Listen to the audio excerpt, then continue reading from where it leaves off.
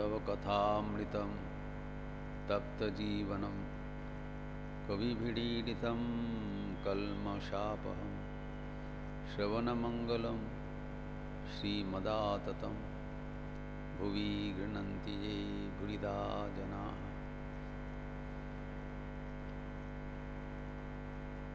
भगवान श्री रामकृष्ण ये चर्चा कर रहे थे पंडित शशधर तर्कचूड़ामणि के साथ। रुचि अनुसार भगवान के पास पहुंचने के उपाय भी भिन्न भिन्न है। से उदाहरण देके कहा, जो पेट रोगा है, इसका हजम शक्ति कम है, उनके लिए सिंपल डाइट है, पथ्य अलग होगा। इसका हजम शक्ति ज़्यादा है, वो कालिया पुलाव खा सकते हैं।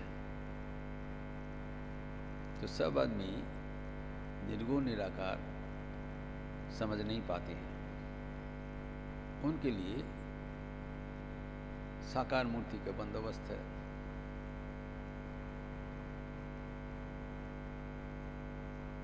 तो इसी आशय से एक गलतफहमी हो जाता है कि सगुण साकार आखिर में निर्गुण निराकार में पर्यवसित होता है। This standard belief God with form ultimately evolves into formless aspect of God. जो कमजोरी है उनके लिए सगुण साकार,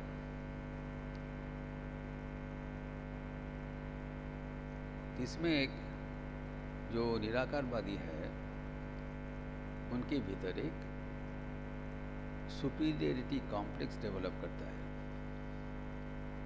वो लोग समझते हैं जो साकारवादी है वो कमजोरी है, they are weak, they are not able to comprehend this discipline. ये गलत है। ये है श्री रामकृष्ण का अनूठा अवदान,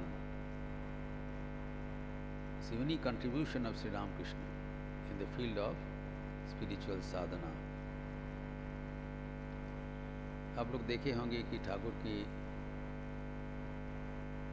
सन्यास के गुरु श्री तोतापुरी जी वो निराकारवादी थे, लेकिन वो पहले ठाकुर के साकार पूजा उपहास करते थे, मजाक उड़ाते थे। वो पूछते थे तुम क्यों मंदिर में जाते हो, और जब ठाकुर हाथ में ताली बजाते हुए माँ का नाम लेते थे, वो कहते थे क्यों रोटी ठोकते हो, अर्थात ये सब अनावश्यक है।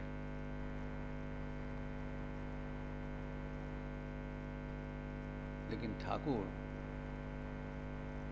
आखिर में तोतापुरी को भी समझाया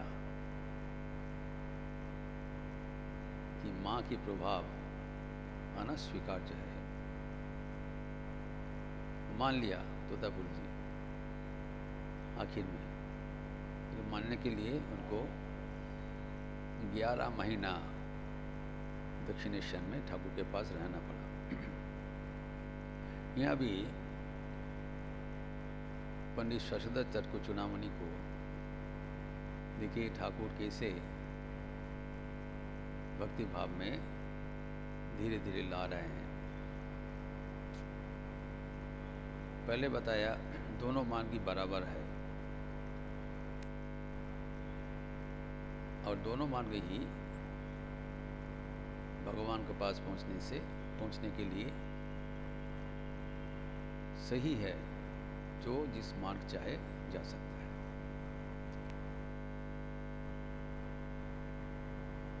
अभी ठाकुर उनको कह रहे हैं, शाम को 5:30 बज गया, तुम जाके मंदिर में दर्शन करके आओ। ये छोटा छोटा बातों में मास्टर मास्टर ऐसा उल्लेख किया है। और बागीचा में थोड़ा टहल के आओ, get ready for the second session. तो चले गए। ठाकुर भी पीछे पीछे बाबूराम और मास्टर मास्टर के साथ प्रांगण में आया और चांदनी के घाट में पुनः पंडित से मिला। लेकिन पंडित इसके बीच मंदिर में गया नहीं। तो ठाकुर कहते हैं तुम मंदिर में जाओगे नहीं, इसलिए मैं आया हूं। कितने कृपामय है। उनके पीछे से पकड़ के हुए हाथ पकड़ के ले जा रहा है, सिखलाने के लिए। और दुनिया को यह बताने के लिए जो साकार रूप है वो कितने महत्तम है। तो फिर कहते हैं, देखो एक गाना में है, क्योंकि वो माँ काली का जो मूर्ति है वो काली है, काला रूप है, दिगंबरी है।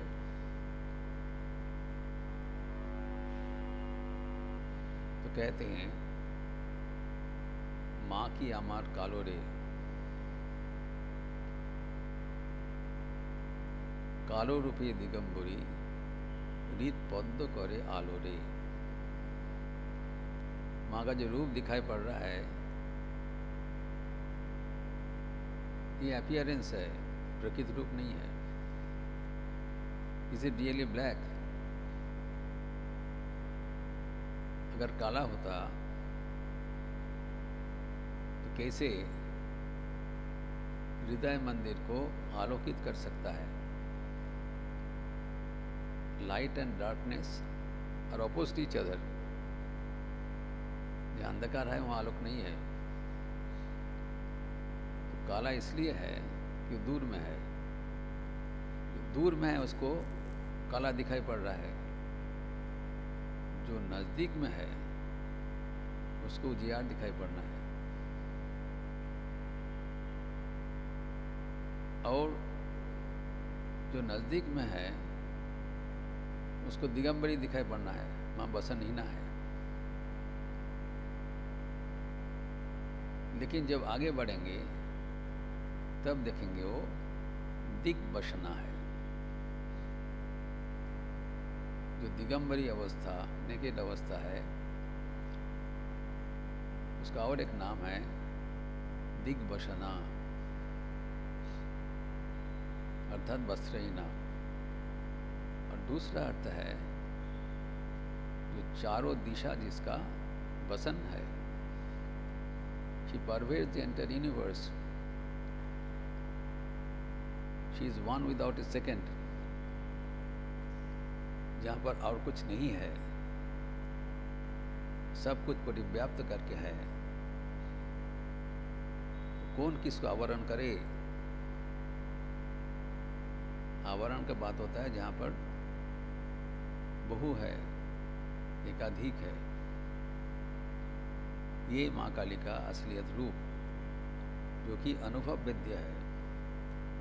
What you are seeing just an appearance, but in reality it is something else. और उसके बाद कहते हैं, देखो और एक गाना में है, ज्ञानाग्नि जिले घरे ब्रह्ममयी रूप देखो ना। ये ब्रह्ममयी का जो असलियत रूप है, जो सृष्टि का उत्स है, सोर्स ऑफ क्रिएशन, वो है ब्रह्ममयी। उसको देखने के लिए जो ज्ञान का रोशनी है वो प्रज्वलित करना पड़ेगा। जैसे घर के भीतर कुछ देखने के लिए आपको दिया चाहिए, you need a source of light. तो हमारे हृदय मंदिर के भीतर जो माँ भवतारिणी विद्यमान है, उसको देखने के लिए ज्ञान का अग्नि प्रज्वलित करना पड़ेगा। वो रोशनी से उनको दिखाई पड़ेगा। अर्थात जो ज्ञान मार्गी है, उसका ज्ञान मार्ग का साधन ज़रूरत है, पर वो साधन उनको इस्तेमाल करना चाहिए सगुण साकार को अनुभव करने के लिए। This is the master stroke. सगुण साकार को ट्रांसेंड करके निर्गुण निराकार में नहीं पहुंचना है। जाते वक्त अब जाओ, ये सगुण साकार नहीं है, ठीक है, ये नहीं है, करते करते निर्गुण निराकार जब पहुंच गए, उस अवस्था में जो तुम्हारा ज्ञान का अग्नि प्रज्वलित हुआ, मेक यूज ऑफ इट। अपने घर में, अपने मन के भीतर, अपने अनुभव राज्य के भीतर वो प्रज्वलित करके ब्रह्ममय का रूप दर्शन करो, क्योंकि दिखाई पड़ रहा है, उससे अलग है। तो ये अद्भुत जो उनके वाणी, सगुण साकार और निर्गुण निराकार, इसका सम्मेलन ये अद्भुत है। और पंडित को ये सिखलाने के लिए वो फिर तो साथ ले गए और माँ काली का दर्शन कर रहे हैं। दर्शन का विवरण भी डिटेल दिया है। माँ कैसे विराजमाना है, वाराणसी कपड़ा साड़ी पहन के हैं और वर अभय दोनों हाथ में है और दोनों हाथ में खड्ग और निमुंड है। एक ओर से वो हमारे भीतर का आसुरिक शक्ति को दमन करते हैं, दूसरे ओर से हमारे दैवी स्वभाव को आगे बढ़ाने के लिए अभय प्रदान करते हैं और वर प्रदान करने के लिए तैयार है। तो ये मूर्ति को वर्णना करते हुए ठाकुर पंडित को फिर घर में ले जाते हैं। वो ठाकुर चले जाते हैं, तो थोड़ा देर बाद ठाकुर दर्शन करके पंडित भी जाते हैं। तो अभी कितने कंसिडरेट है, पंडित को कहते हैं ठीक है, अभी कुछ जलपान करो, हैव सम रिफ्रेशमेंट्स। तो पंडित ने कहा शाम हो गया, अभी हमारा संध्या वंदन आदि नहीं हुआ। जो संध्याकालीन पूजा वगैरह होता है, जो करते हैं, वो करने के बाद ही कुछ जलपान किया जाता है। तो अभी तक हुआ नहीं, तो क्या इसके पहले हम ले लें? जैसे सुना है, ये हमारे जो इवनिंग रिचुअल, जो हमारा जो नियम है, वो अभी तक हुआ नहीं। साथ साथ ठाकुर खड़े हो गए और भावस्थ होकर पंडित को एक गाना सुना रहे हैं, गया गंगा प्रभाशादी काशी कांची की वजह। ये गाना का भी बहुत गूढ़ अर्थ है, जिसका विस्तार हम अगले दिन करेंगे। ओम शांति शांति शांति। हरि ओम तत्सत। श्री राम कृष्णार्पणमस्तु। अच्छे रहिए, स्वस्थ रहिए, आनंद में रहिए। नमस्कार।